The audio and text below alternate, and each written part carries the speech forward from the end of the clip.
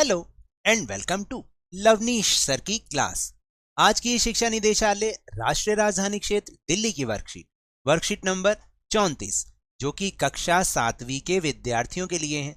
यह ली गई है विज्ञान विषय से और आज इसमें हम पाठ प्रकाश की पुनरावृत्ति कर रहे हैं, यानी अभी तक जो हमने सीखा उसकी हम पुनरावृत्ति कर रहे हैं। तो चलिए बिना समय गवाए शुरुआत करते हैं मेरे साथ और समझने की कोशिश करते हैं। तो इस पाठ में अब तक आपने सीखा कि सबसे पहली बात, प्रकाश सीधी रेखा में गमन करता है, जिसको हमने प्रयोग के माध्यम से भी सीखा था। फिर दूसरी बात जो हमने सीखी वो थी कि कोई भी पॉलिश किया हुआ अथवा चमकदार सतह दर्पण की भांति कार्य करती है, यानी जो चमकदार सतह होती है बिल्कुल जैसे दर्पण में होता है आपका प्रतिबिंब नजर आता है, ऐसे ही किसी भी पॉलिश की हुई सतह पर वो दर्पण की तरह ही कार्य करती है, उसमें भी आपको अपना प्रतिबिंब नजर आता है। तीसरी बात, जो प्रतिबिंब पर्दे पर प्राप्त किया जा सके वास्तविक प्रतिबिंब कहलाता है, यानी जो पर्दे पर यानी किसी स्क्रीन पर हम उसको ले सकें तो वही वास्तविक प्रतिबिंब है। जिस प्रतिबिंब को पर्दे पर प्राप्त न किया जा सके उसे आभासी प्रतिबिंब कहते हैं, जैसे कि जो दर्पण में हमें प्रतिबिंब नजर आता है ना, वो आभासी प्रतिबिंब होता है। पांचवा पॉइंट, समतल दर्पण द्वारा प्रतिबिंब सीधा होता है। याद रखना, समतल दर्पण में जो प्रतिबिंब बनता है वो सीधा होता है, यह आभासी होता है तथा बिंब यानी कि वस्तु के समान आकार का होता है। जितनी बड़ी वस्तु उतना ही उसका बड़ा प्रतिबिंब बनेगा, यानी बिल्कुल सेम आकार का। प्रतिबिंब दर्पण के पीछे उतनी ही दूरी पर बनता है जितनी कि दर्पण के सामने बिंब की दूरी होती है, यानी जितनी दूरी पर आप खड़े होंगे आपका प्रतिबिंब भी उतनी ही दूरी पर बनेगा।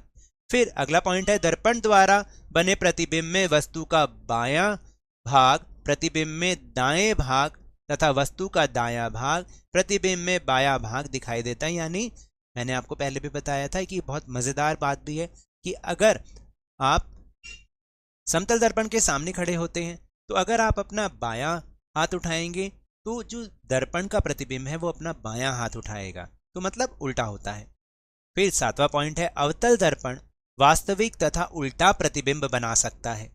जब बिंब को दर्पण के बहुत पास रखा जाता है तो प्रतिबिंब आभासी, सीधा तथा आवर्धित होता है और उत्तल दर्पण द्वारा प्रतिबिंब सीधा, आभासी तथा आकार में बिंब यानी वस्तु से छोटा होता है। तो ये सभी बातें हमने अभी तक इस प्रकाश पाठ में सीखी। चलिए अब इसी पर आधारित एक प्रश्न जो कि एक क्रियाकलाप भी है, चलिए देखते हैं कि आखिर वो कौन सा है। एक नया स्टील का चम्मच लें और अपने प्रतिबिंब को आंतरिक सतह और बाहरी सतह पर एक एक करके देखने का प्रयास करें। नीचे दी गई तालिका में अपने अवलोकन को नोट करें। इस क्रियाकलाप को आप गिलास, कटोरी आदि जैसे अन्य बर्तनों की सहायता से भी करने का प्रयास करें। तो चलिए देखते हैं हम उस तालिका में क्या भरते हैं और किन किन चीजों को हम प्रयोग करते हैं। तो जो पहली चीज है वो है स्टील का चम्मच। अब अगर उसकी आंतरिक सतह में आप देखेंगे ना तो आभासी प्रतिबिंब बना, जो हमने अवलोकन इसमें हमने नोट करना है, आभासी प्रतिबिंब बनेगा, उल्टा बनेगा और बड़ा। आप इसको आवर्धित भी लिख सकते हैं। क्या लिख सकते हैं? आवर्धित।